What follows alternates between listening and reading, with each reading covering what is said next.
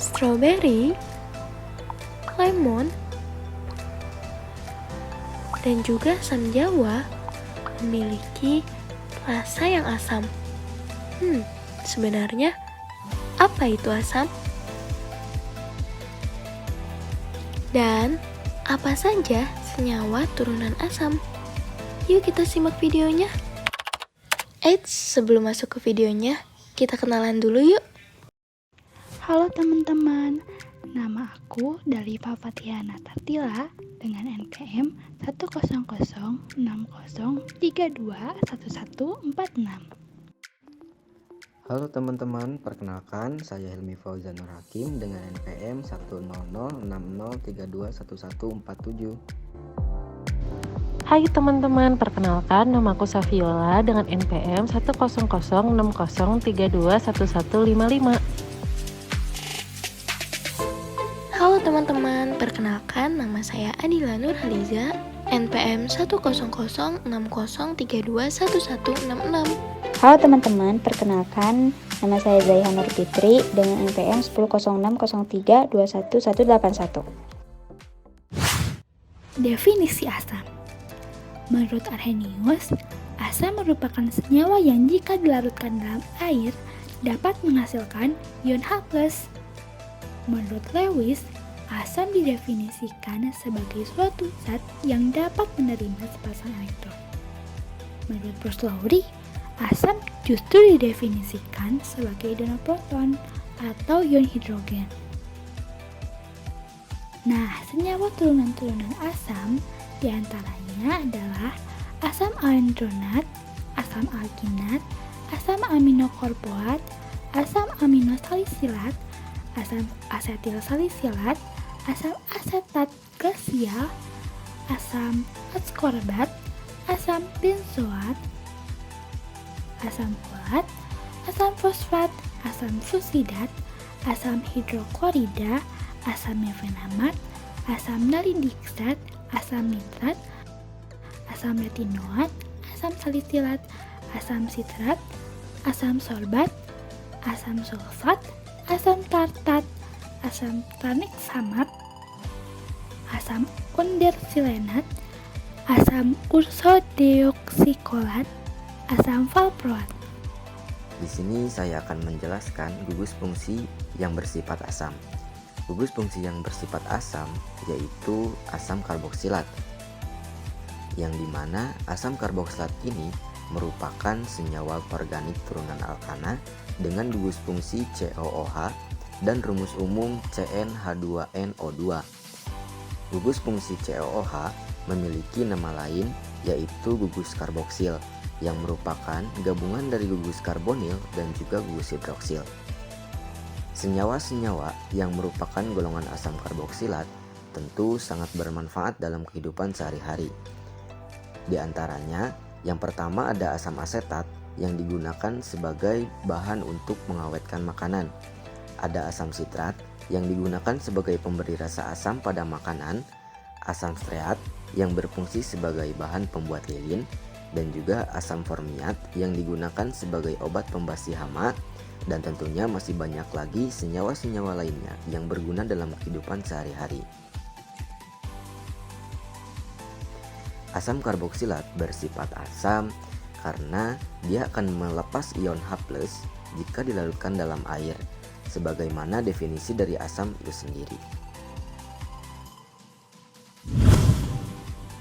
Nah, sekarang kita sudah tahu apa itu asam. Contoh-contoh senyawa turunan asam dan gugus fungsi yang bersifat asam beserta contohnya di kehidupan sehari-hari. Yuk, sekarang kita move on ke uji identifikasi umum untuk senyawa turunan asam. Simak video penjelasannya ya. Yang pertama, uji dengan Na2CO3 atau NaHCO3. Senyawa asam, baik organik maupun anorganik, akan bereaksi dengan karbonat membentuk gas.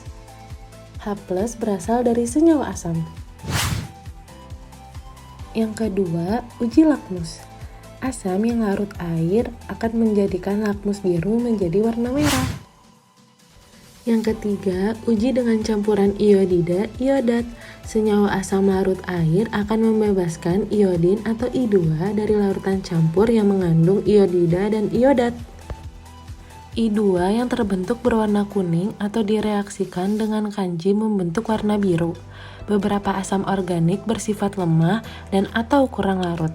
Oleh karena itu, membutuhkan pemanasan sehingga membebaskan ion H+ dapat berlangsung secara banyak.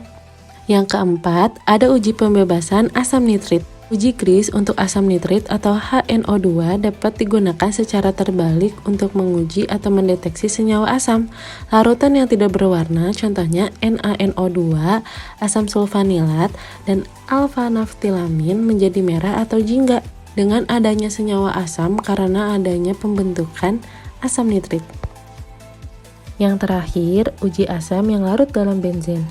Jika asam yang larut benzen yaitu asam lemak, asam aromatik, monokarboksilat, fenol, senyawa imida, dan lain-lain direaksikan dengan larutan rodamin B dalam benzen, maka akan terbentuk warna merah yang akan berfluoresensi kuat. Sekarang kita masuk ke uji identifikasi khusus untuk senyawa turunan asam. Let's check it out. Asam askorbat dan aspirin keduanya adalah senyawa turunan asam karboksilat yang memiliki struktur kimia yang berbeda. Asam askorbat dikenal sebagai vitamin C, sedangkan aspirin dikenal sebagai analgesik dan antiinflamasi.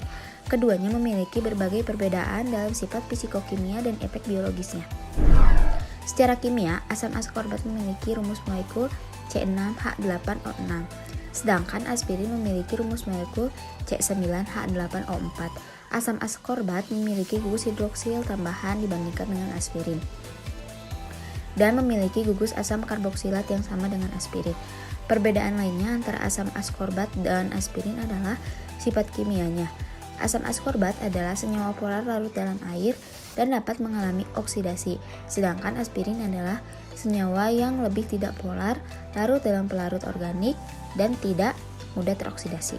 Dalam hal efek biologis, asam askorbat memiliki peran penting dalam menjaga kesehatan tubuh dan sistem kekebalan, dengan perannya sebagai antioksidan yang mengurangi kerusakan sel. Sedangkan aspirin memiliki efek antiinflamasi dan analgesik yang bermanfaat dalam mengurangi rasa sakit dan peradangan.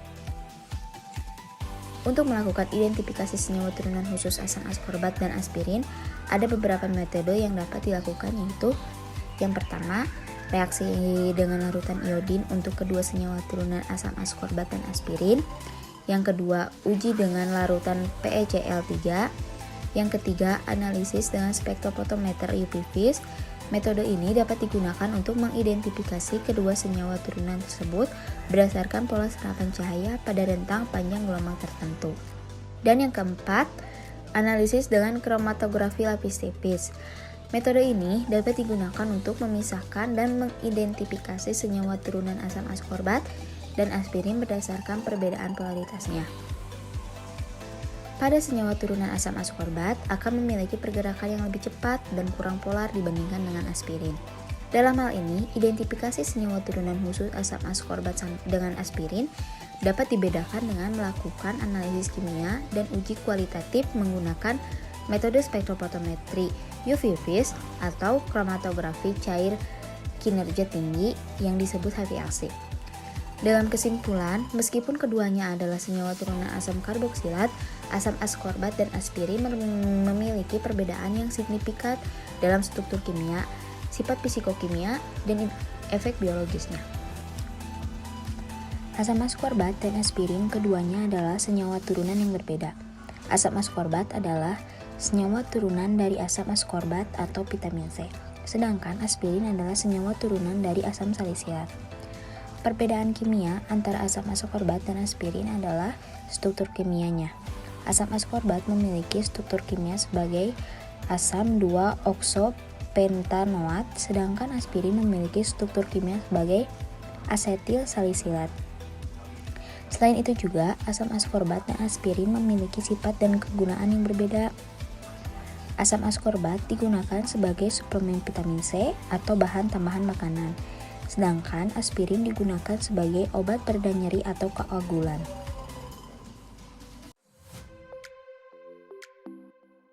Ini saatnya untuk kami pamit undur diri. Sampai jumpa di lain waktu. Terima kasih.